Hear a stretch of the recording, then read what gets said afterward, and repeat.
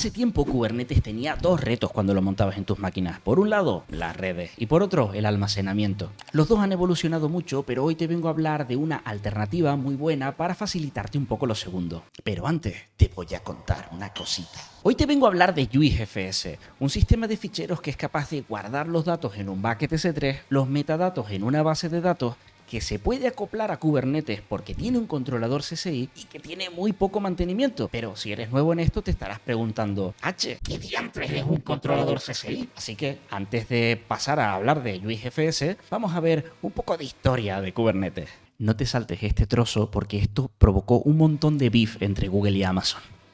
Como digo, el almacenamiento en Kubernetes es uno de los mayores retos que tienes al montar un clúster. Esto un cloud te lo da normalmente bastante masticado. ¿Que cuál es el reto tan tremendo con Kubernetes? Pues verás, las cargas de trabajo se pueden mover de máquina en máquina. Cuando matas un pod, a veces este pod cae en otro nodo. Si tenía datos persistentes y guardaba datos en ese nodo, esos datos tienen que montarse en el nodo nuevo para que el pod pueda volver a accederlos. Si no, tendría que empezar de nuevo.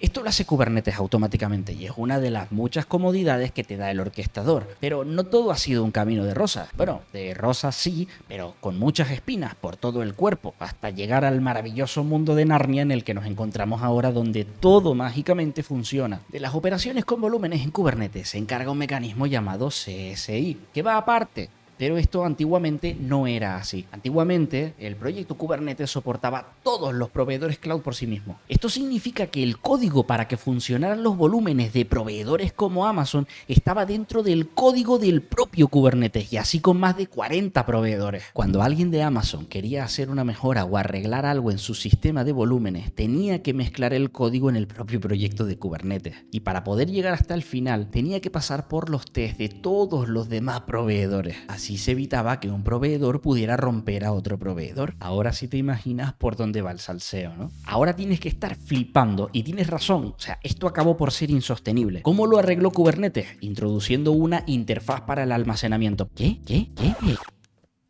es una interfaz? Te lo explico. Una interfaz es una especificación, algo así como una caja negra con cables colgando, en la que solo te importan los cables y lo que se puede hacer con ellos, pero no lo que pasa dentro de la caja. Kubernetes tiene una interfaz de estas para el almacenamiento y eso es a lo que se le llama CSI. Los cables que entran y salen de la caja tienen que ser iguales para todos los proveedores, porque son los cables que utiliza Kubernetes para poder pedirle cosas. Además, las cosas que Kubernetes puede pedir y las cosas que recibe a cambio están estandarizadas. Eso tan simple permitió sacar a todos los proveedores de almacenamiento fuera del código de Kubernetes y dejar ese código lo más limpio posible. A cambio, los proveedores que quisieran interactuar con los volúmenes de Kubernetes tendrían que implementar qué pasa dentro de la caja. A eso que pasa dentro de la caja se llama controlador CSI. Y aquí viene lo jugoso, lo interesante, lo importante. Se podía fabricar, gracias a eso, un controlador para cualquier sistema de ficheros y no solo para el cloud. Y en ese momento alguien pensó, ¿y si hago un sistema de ficheros que utilice un bucket como almacenamiento? Los buckets son baratos y no tienen mantenimiento. Y así nació JuiceFS.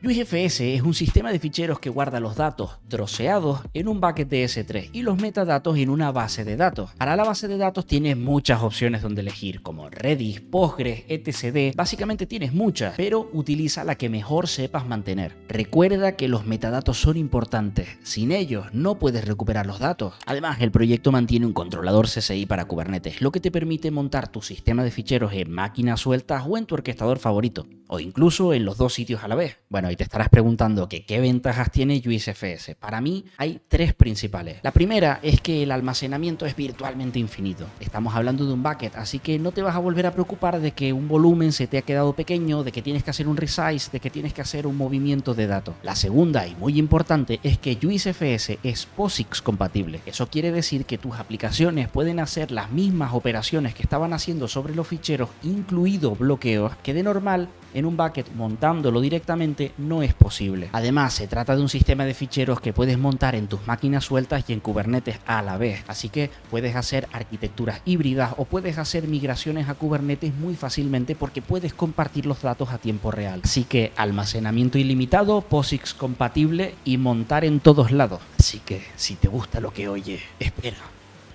porque vamos a meter nuestras manos grasientas en faena. Pero antes, mírame.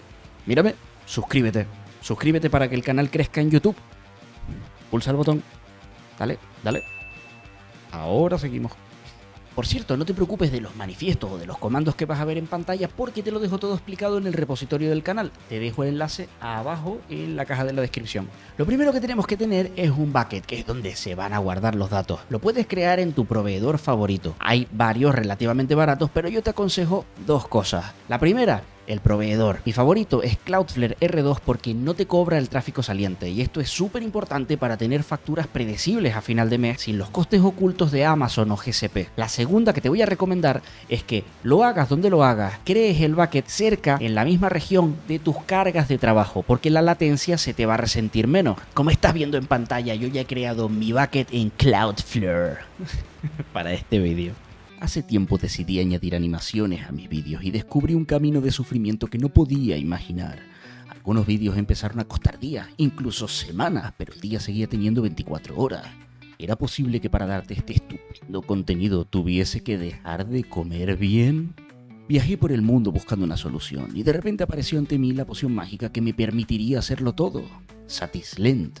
Satisblend es un batido que reemplaza una comida dándote todos los nutrientes que necesitas para poder seguir creando vídeos impresionantes. Solo tienes que añadir 3 dosificadores llenos, un poco de leche y batirlo, pero así no, mejor así. Está formulado para que puedas alimentarte solo de esto, pero yo lo utilizo para reemplazar el desayuno. Tiene un montón de sabores, mi favorito sigue siendo el de plátano como buen canario. Pruébalo.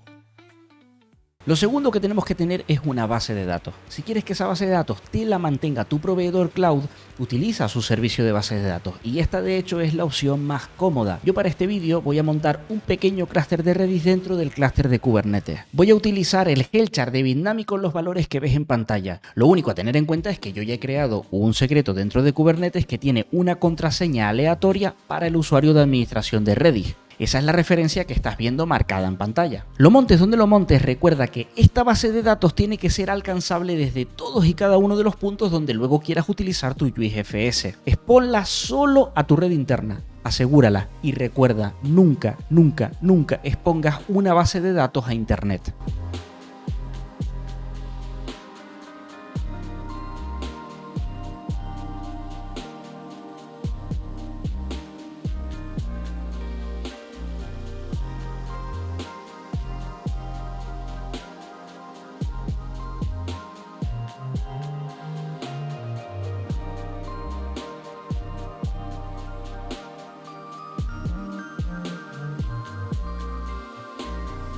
Nice. Ahora que ya tenemos el almacenamiento preparado, toca darle formato a nuestro sistema de ficheros. Esto es una operación que solo se hace una vez, así que no merece la pena automatizarlo. Como estamos en el siglo XXI, vamos a levantar un contenedor de Docker que ejecute el comando que estás viendo en pantalla, con las credenciales de tu bucket y de tu base de datos. Estoy viendo las credenciales. Ya lo sé, Tilín, pero cuando veas este vídeo ya lo habré borrado todo.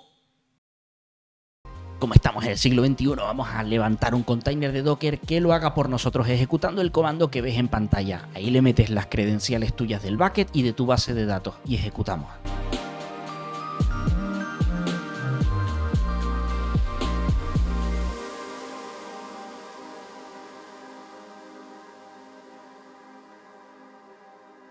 Cuando lo ejecutes, si la salida de los logs es parecido a lo que estás viendo en pantalla, es que has tenido éxito. Ya tienes un sistema de fichero funcional, fácil, ¿no? Ahora solo toca utilizarlo. Vamos a instalar el controlador CCI para Kubernetes de JuiceFS en aquellos clústeres donde queramos hacer volúmenes con esto. Lo primero es crear un secreto de Kubernetes con las credenciales que utilizará JuiceFS en ese clúster. El aprovisionamiento de credenciales debe automatizarse con herramientas como External Secrets. Si no sabes de lo que te hablo, que sepas que tengo un vídeo en el canal, te voy a dejar el enlace por aquí arriba. Nosotros lo vamos a hacer para este vídeo utilizando nuestras manos grasientas, cosa que te dejará manchada de deshonor, pero al menos aprenderás algo nuevo. Ejecuta el comando que ves en pantalla para crear ese secreto. Y voilà, ya tenemos en Kubernetes el secreto creado. Ahora vamos a instalar el controlador de JuiceFS. Lo vamos a desplegar con Helm. Te he dejado algunos parámetros con comentarios explicándote para qué son. Algunos de estos parámetros influyen en el rendimiento posterior de JuiceFS, así que léetelo. Casi todo lo básico está abajo donde se crea el Storage Class. Para empezar, referenciamos el secreto de Kubernetes donde tenemos las credenciales. Cada volumen de Kubernetes se guardará dentro de un directorio en JuiceFS, así que voy a ponerle un patrón de nombre reconocible para el futuro. También le ponemos un nombre al storage class.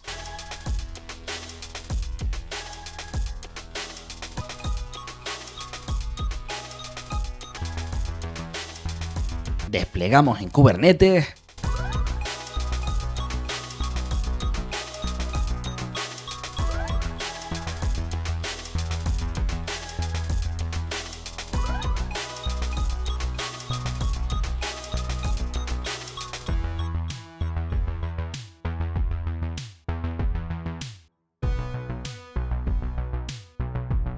¡Otro éxito! Ya tenemos nuestro controlador CCI de JuiceFS arrancado en nuestra storage class creada. Vamos a levantar una carga de trabajo.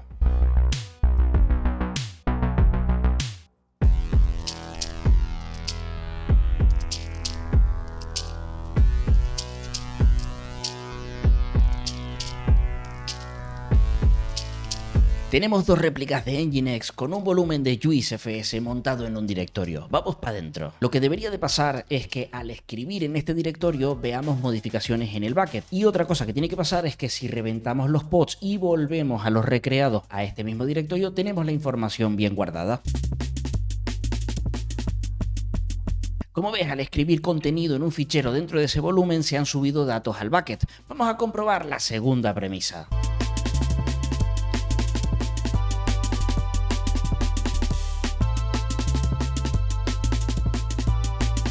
Y efectivamente, después de reiniciar los pods, la información sigue aquí porque estaba en el bucket, así que nice.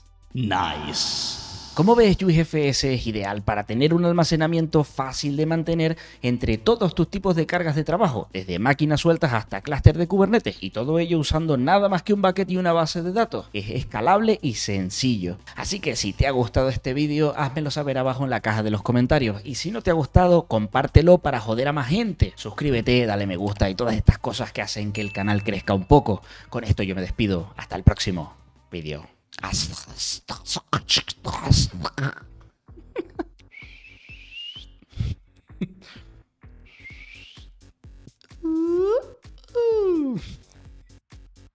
Y explota. Fallos del directo.